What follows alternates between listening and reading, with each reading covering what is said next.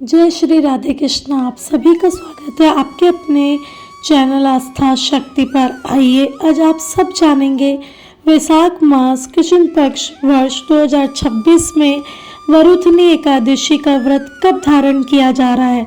तो जानेंगे व्रत के शुभ मुहूर्त के बारे में, पारण समय के बारे में, पारण कब और किस चीज से किया जाएगा, पारण का क्या समय होगा, इस दिन पूजन का क्या समय होगा, इस दिन क्या करना चाहिए और क्या नहीं करना चाहिए। तो चलिए जानते हैं इन सभी के बारे में।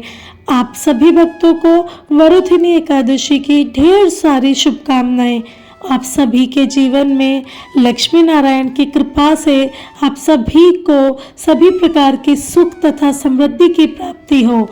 जो भी भक्त सच्ची श्रद्धा के साथ नियम और निष्ठा के साथ वैशाख मास कृष्ण पक्ष की वरुथनी एकादशी का व्रत धारण करते हैं, इस दिन भगवान विष्णु, माता लक्ष्मी, भगवान श्री कृष्ण और भगवान विष्णु के वराह अवतार की पूजा करते हैं।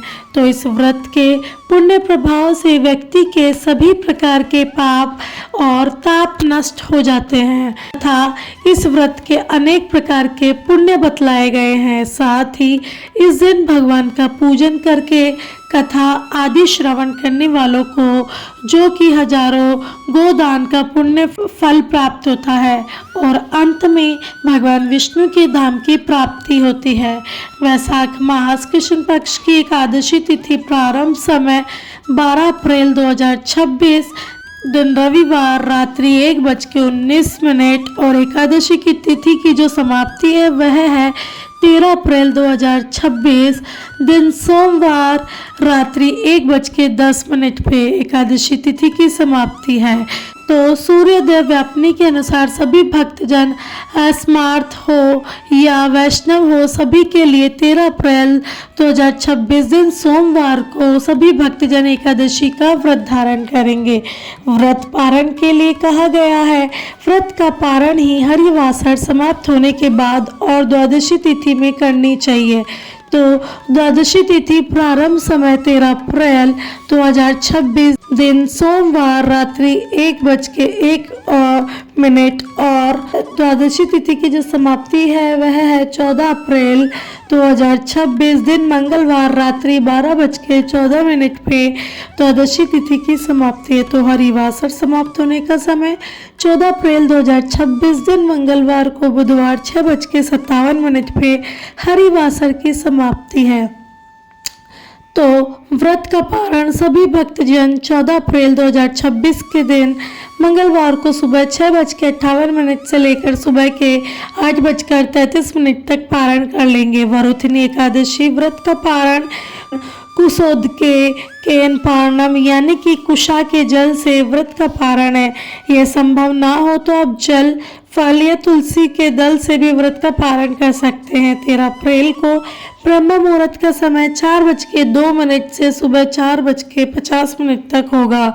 सूर्योदय का समय सुबह 5:38, सूर्यास्त शाम 6:20 पर होगा।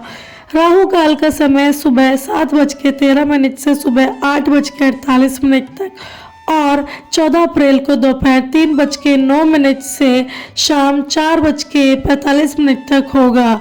राहु काल के समय के दौरान कोई भी शुभ कार्य या नया कार्य नहीं करना चाहिए।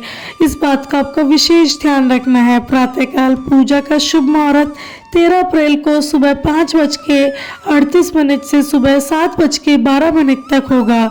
शाम को पूजा का शुभ मुहूर्त शाम 4:45 से 7:44 तक होगा। अभिजीत मुहूर्त का समय सुबह 11:56 से दोपहर 12:47 तक होगा। विजय मुहूर्त का समय दोपहर 2:30 बजे से दोपहर 3:21 तक होगा। नक्षत्र जो कि 13 अप्रैल को धनिष्ठा होगा शाम 4:03 तक, उसके बाद शतभिषा नक्षत्र होगा। योग शुभ होगा शाम 5:17 तक, उसके बाद शुक्ल योग होगा। इस दिन व्रती को पूरे विधि विधान के साथ भगवान विष्णु, माता लक्ष्मी तथा भगवान श्री कृष्ण और विष्णु भगवान के वराह की अवतार की पूजा करना चाहिए। इस दिन भगवान का गंध, पुष्प, धूप, दीप आदि से पूजन करें। भगवान को तुलसी दल चढ़ाए, अनेक प्रकार के नैवेद्य आदि का भोग लगाए। खास करके इस दिन विशेष करके अगर कोई मिल सके तो भगवान को खरबूजे का भोग अवश्य ही लगाए और उसे फिर बाद में प्रसाद के रूप में ग्रहण भी करना चाहिए। जब भी भगवान को भोग लगाते हैं तो तुलसी दल या तुलसी पत्र डाल के ही भगवान को भोग लगाए। भोग लगाने के बाद जल से आचमनी करवाएं। मुख शुद्धि के लिए पान पत्र, सुपारी, लौंग, इलायची के साथ अर्पित करें। द्रव्य दक्षिणा चढ़ाए और फिर एकादशी व्रत का कथा का श्रवण करें। भगवान विष्णु के अष्टोत्र, चालीसा, पुरुषोक्त आदि का पाठ या श्रवण करें तो बड़ा ही पुण्य फलदायी होता है। इस प्रकार से भगवान का पूजन करें। पूजन संपन्न करके भगवान की आरती करें, निराजन करें और फिर क्षमा प्रार्थना करें। इस प्रकार से सुबह और शाम के वक्त पूरे विधि विधान के साथ पूजन करें और अगले दिन जाकर के प्रातः काल उठ करके स्नान आदि करके शुद्ध वस्त्र धारण करके भगवान का पूजन करें। भगवान को भोग लगाएं, भगवान की आरती करें। इसके बाद ब्राह्मणों को भोजन करवाएं, ब्राह्मणों को दान और दक्षिणा दें और फिर समय के अनुसार व्रत का पालन करना चाहिए। व्रत के दौरान जो कि शुद्ध और सात्विकता का पालन करना चाहिए। दिन रात्रि उपवास रहते हुए व्रत को धारण करें। जो उपवास नहीं रह पाते हो, जिनका स्वास्थ्य ना हो, तो आप एक समय फलाहार ग्रहण करके व्रत को धारण करें। तो आशा करती हूँ आपको ये जानकारी अच्छी लगी होगी।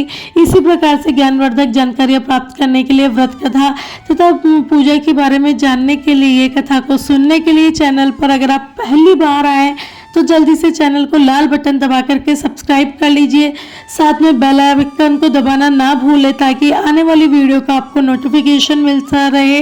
तो इस वीडियो को ज़्यादा से ज़्यादा लाइक करें। धन्यवाद।